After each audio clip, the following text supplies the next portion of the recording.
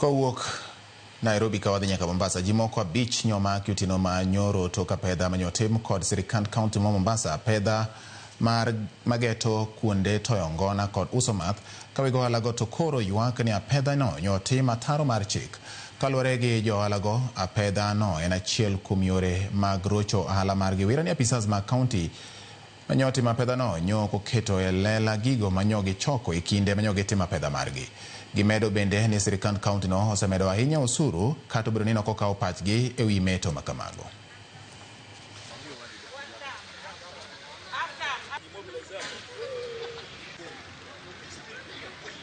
Hauwezi pata lika bila single business permit kwa sababu kuna kodi inatakikana kutoka single business permit ndio uweze kupata lika.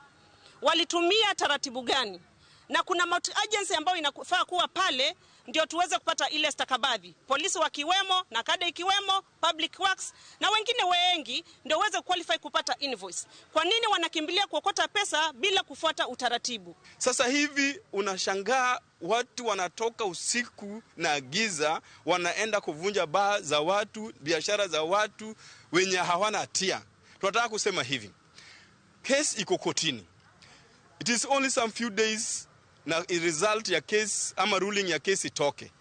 There is no harm kungoja only but 2 or 3 weeks tujue case imeamuliwa namna gani, whether wanabiashara wa Mombasa waendelee kulipa ushuru inavyotakikana ama case itakuwa inasema kwamba wanabiashara wako na case ya kutetea. Nio licenses zimepanda katika rate ya juu. Ukiangalia Kilifi County, ukiangalia Kwale County ambapo ndio the most tourism inakatwa license ya bei ya chini. Lakini ukija Mombasa it's very high.